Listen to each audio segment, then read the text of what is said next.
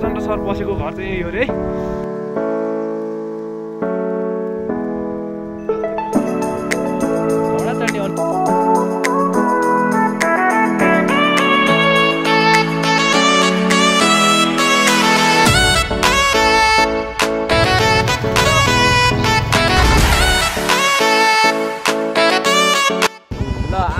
हाम्रो विशेष गरी आज अर्घाखाइदेखि प्युठान स्वर्गदारीसम्म घुम्न जाने प्लान भइसकेको छ।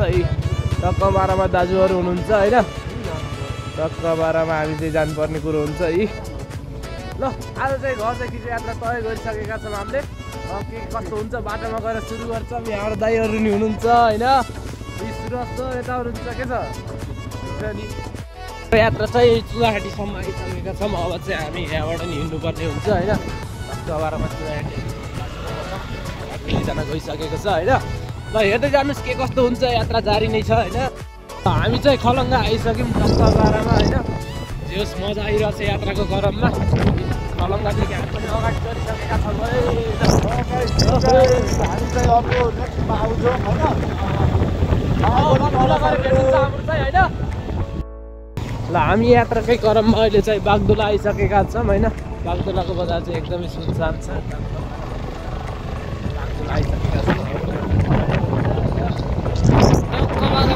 आइसक्यो है साथीहरू। बागडुलाको यात्रा पनि तय गरिसक्यो है, अगाडि बढ्छौँ हामी चाहिँ होइन। ल टक्क यो अर्घाखाँची होटेलमा आएर हामी चाहिँ चिया नास्ता गऱ्यो होइन। अब नास्ता खाएर टक्क 12 मा जाँदैछौँ। हाम्रो बाइक चाहिँ यो हो होइन, अर्को चाहिँ यो हो। टक्क 12 मा 4 जना भएर हिँडिरहेको छौँ। के कस्तो हुन्छ हेर्दै जानुहोस् है, भिडियोलाई चाहिँ अन्तिमसम्म हेर्नुहोस्। टक्क 12 मा होइन। है साथीहरू यो हो त घुम्न आउने ठाउँ त स्वर्गदारी एकदमै राम्रो छ है। स्वर्गदारीको यात्रामा निरन्तर छौँ होइन। 12 मा ल है स्वर्गदारीको भ्यू चाहिँ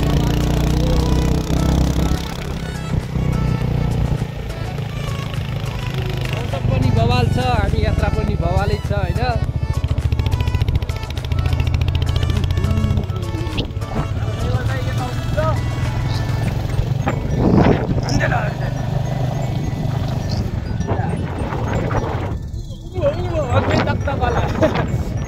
मजा आइरहेको छ साथीहरू। यो चाहिँ आउनुपर्छ एकदम सबैजना आइदिनु होला होइन।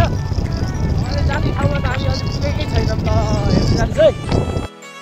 ल हामी चाहिँ स्वर्गदारीको टक्क यहाँ चाहिँ आइसकेका छौँ। अब यहाँदेखि माथि पैदल यात्रा गर्नुपर्ने हुन्छ होइन। ल साथीहरू के छ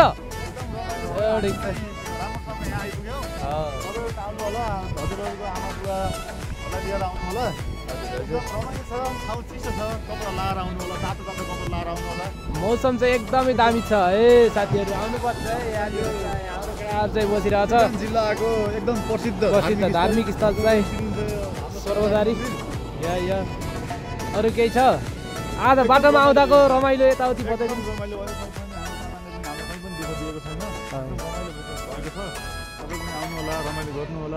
ल सुरज आफ्नो यताउति के बोले भाइ? अब के बोले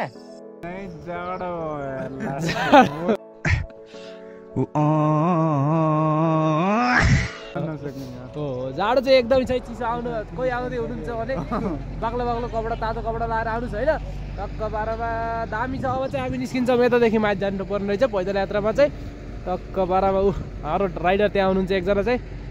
हामी चाहिँ स्वर्गदारी आश्रम प्रवेश गरिसकेका छौँ। अब चाहिँ गर्दैछौँ होइन। टक्क 12 मा वासुदेव सर फोटो खिच्न व्यस्त हुनुहुन्छ भने हामी यहाँबाट निस्किन थालिसकेका छौँ।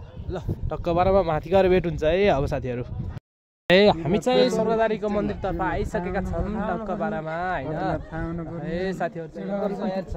जुत्ता राख्ने ठाउँ चाहिँ यता रहेछ। अनि जुत्ता छोडाएर हामी चाहिँ भित्रै आइसकेका छौँ है। ल हाम्रो यात्रा चाहिँ मन्दिरतर्फ जानलाई अगाडि बढिरहेका छौँ। टक्क 12 मा स्वर्गदारी हामी उपस्थित भइसक्यौँ है साथीहरू। सम्पूर्ण साथीहरू आइसक्नु भएको रहेछ होइन। एकदम यहाँको के कस्तो छ अवलोकन गरिरहेका छौँ है हामीले। हामी चाहिँ स्वर्गदारीको मन्दिरको टक्क 12 मा भित्र दर्शन गरिसकेका छौँ होइन। टक्क 12 मा ल भगवान्ले फेरि हाम्रो एउटा मन्दिर पनि बन्दै रहेछ होइन। यता पनि टक्क 12 मा भक्तजनहरू एकदमै बाक्लो हुनुहुन्छ होइन। हामी पनि दर्शन गरिसकेका छौँ। यहाँ चाहिँ अवलोकन गरिरहनेछौँ है। हामी चाहिँ मन्दिर दर्शन गरेर टक्क 12 मा अब यता गाईहरू हेर्न जाँदैछौँ होइन। त्यहाँ चाहिँ हामीले गाईले ठाउँ छ अरे त्यहाँ चाहिँ जाँदैछौँ होइन। मन्दिरमा चाहिँ पुरै परिक्रमा गऱ्यौँ, भित्र चाहिँ भिडियो गर्न मिल्दो रहन्छ। अनि चाहिँ टक्क 12 मा हामी चाहिँ यो क्षेत्रलाई छोडेर अब माथितिर बढिसकेका छौँ है।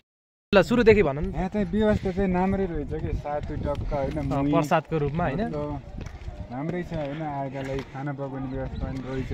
हजुर हजुर यही नै यो स्वर्गदारीको विशेषता होइन। हजुर अरू त के छैन, स्वर्ग भनेको स्वर्गदारी हो। हजुर हजुर ल धार्मिक स्थलमा एकदमै नाम कमाएको ठाउँ है यो चाहिँ, एकदमै राम्रो छ। गाई 350 गाई छन् है। यहाँको दुध व्यवस्थापन कसरी हुन्छ दाजु? मन्दिरमै परेको हुन्छ। यहाँ कामदारहरू कति हुनुहुन्छ यसको लागि? यसको लागि 7 जना। यहाँ जङ्गलमा लगेर चराउने उर्नी गर्नुहुन्छ? हजुर हजुर ल ल दाजु ल ल एकदमै धेरै छन् है गाईगोरु चाहिँ यहाँ स्वर्गदारीमा। सबैले सेवा गर्नुपर्ने हुन्छ होइन, यिनको लागि चाहिँ दान गर्नुपर्ने हुन्छ। ल ल एकदम छ। अब हामी पनि यहाँदेखि बिदा हुनुपर्ने हुन्छ, घर जानु पनि ढिला हुन्छ होइन। टक्क 12 मा केटाहरू वेटिङमा छन् है। हाम्रो यहाँ काफल टिप्ने कार्यक्रम भइसकेको छ न, थोरै छ तर यहाँ प्रसादको रूपमा चाखेर जाने भनेर हामी चाहिँ टिप्ने कुरा भइसकेको छ है। ल हामी चाहिँ यहाँको गुफासम्म आइसकेका छौँ, स्वर्गदारीको गुफा। टक्क 12 मा ल यति हो कि हुँदैन, गुफा चाहिँ यो रहेको छ। अब हामी चाहिँ यहाँ प्रवेश गर्छौँ। हामी चाहिँ गुफातर्फ प्रवेश गरिसकेका छौँ साथीहरू, हेर्न सक्नुहुन्छ। ए भगवान्जी खै कता हो त? गुफा जाने बाटो चाहिँ हाम्रो यहाँदेखि त्यहाँ चाहिँ अप्ठ्यारो छ है साथीहरू। हामी चाहिँ गइन्न है त्यस्तोमा त, गइन्छ र कि छैन त्यत्तिकै खोलेर बनाएन हल्का है साथीहरू। गुफामा आयौँ हामी, तर छिर्ने बाटो चाहिँ रहन्छ खासै। ल हिँडिन् ल यसै गरी हामी चाहिँ स्वर्गदारीलाई बिदा गरी अब लिबाङतिर जाँदैछौँ। स्वर्गदारीको दर्शन गरेर टक्क 12 मा लिबाङ सिद्धि चौरतर्फ जाँदैछौँ होइन। के कस्तो हुन्छ अब चाहिँ खाना खानुपर्ने नि हुन्छ होइन। टक्क 12 मा ल स्वर्गदारीलाई चाहिँ दर्शन गरेर बिदा गऱ्यौँ हामी चाहिँ। टक्क 12 मा फर्किने क्रममा छौँ हामी चाहिँ। अब घरतिर फर्किन पनि ढिला हुनसक्छ। टक्क 12 मा ल हामी चाहिँ अब घोडा चढ्ने कार्यक्रममा सुरु भइसक्यो होइन। टक्क 12 मा घोडामा चाहिँ अनुभव लिउँ है एउटा। टक्क 12 मा होइन कस्तो मजा आइरहेछ।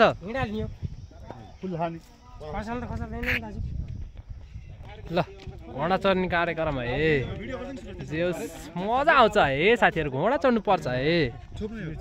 ल है साथीहरू म चाहिँ घोडामा चढिसकेँ अहिले चाहिँ। घोडामा टक्क 12 मा पहिलो अनुभव भिनालिदिनु। ल घोडामा चाहिँ हिँड्नुपर्छ होइन, यस्तै लिएर जान्छ कि। हो ल है साथीहरू कस्तो मजा आउँछ है, हेर्दैछौँ है।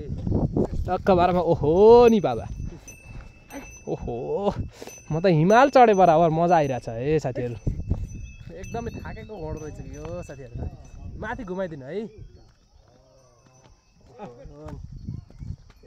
अब चाहिँ हामी यहाँदेखि हिँड्न थाल्यौँ। अब चाहिँ रोल्पा लिबाङ भन्ने ठाउँमा जाँदैछौँ होइन। टक्क 12 मा मौसम चिसो छ। टक्क 12 मा अब चाहिँ हिँड्नुपर्ने हुन्छ हामी चाहिँ होइन। केटाहरू चाहिँ कपडा लाएर रेडी हुँदैछन्। ल टक्क 12 मा गइयो है। अब यहाँदेखि नि हिँडिन्छ है।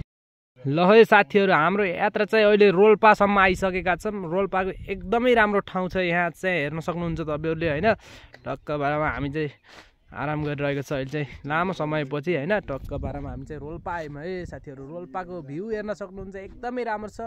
चट्ट 12 मा हाम्रो साथीहरूले पनि आराम गरिसक्नु भएको छ होइन। ल हामी लामो समयपछि फेरि हामी यो टावरमा चढ्ने भनेर टिकट काटिसकेका छौँ। अब यो टावरमा गएर अवलोकन गरिन्छ होइन के कस्तो छ।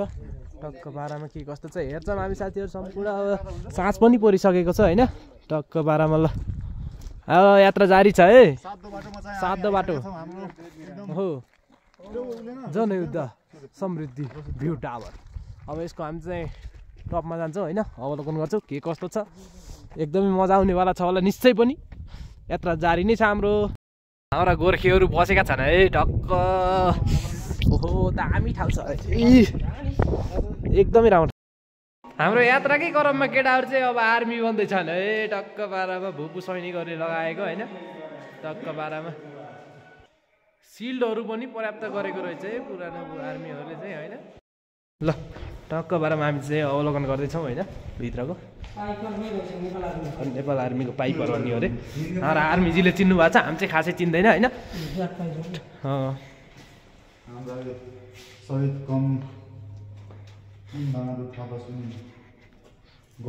सब कुरा छ है आर्मीहरूको पोसाक चाहिँ। पहिला युद्ध गरेको ठाउँ होइन रोल्पाको पारामा। यसै गरी हामी उँगो गरिरहेको छ होइन, टक टक टक टक पारामा टक्क पारामा। चले एक काम कर 200 रुपया दे और 50 रुपया काट ओवर एक्टिंग की वजह से। उँगो ल ल यात्रा जारी छ है, यात्रा जारी छ। हामीले 4 नम्बर तालामा आइसकेको छ है, टक्क पारामा 4 नम्बर तालामा। यो ल है साथीहरू माथि टपमा आइयो है। हामी चाहिँ एकदमै खुसी लागेको छ यो ठाउँमा आउन पाउँदा चाहिँ होइन। के छ हेर्न सक्नुहुन्छ पहिला युद्ध गरेको ठाउँ हो अरे त्यो चाहिँ होइन। पुर्खाहरूको इतिहास चाहिँ पढ्नुपर्छ, बुझ्नुपर्छ एकदमै। रोल्पामा प्रचण्ड सर बसेको घर चाहिँ यही हो अरे है, ढक्क पारामा डाँडामा। यो डाँडा कब्जा गरेर बसेको रहेछन्। ओहो दिउँसो आउनु पर्ने रहेछ, हामी चाहिँ साँझ भइसक्यो। ढक्क पारामा दिउँसो आएको भए चाहिँ एकदमै रमाइलो हुन्थ्यो है। अन्त हेर्न सक्नुहुन्छ यता पुरै यति उचाइमा आएर चाहिँ हामीले अवलोकन गरेका छौँ। करिब यो 2032 मिटर अग्लो छ समुद्री सतहदेखि यो क्षेत्र चाहिँ ढक्क पारामा। ल है हाम्रो यात्रा जारी छ साथीहरू। यसै गरी अब हामी अर्को ठाउँमा गएर भेट हुनेछौँ। अहिलेलाई यति नै।